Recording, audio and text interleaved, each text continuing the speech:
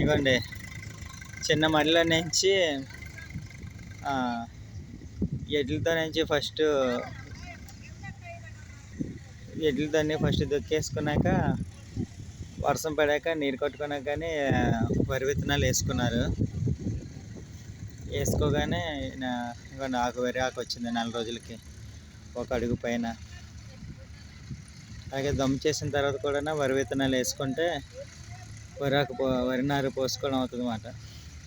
2 విధాలుగానే వరి నారు పోసుకున్నాక ఇవన్నీ ఇప్పుడు రైతులు నుంచి 4 రోజులు అయ్యింది,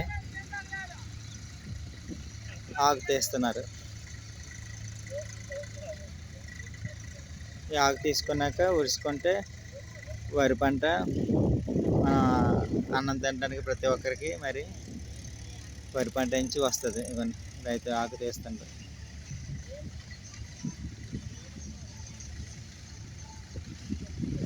వరి విత్తనం ఉడిసినాక 4 రోజులకి వరాకు 1 అడుగుపై వేపుగా వచ్చేస్తుంది.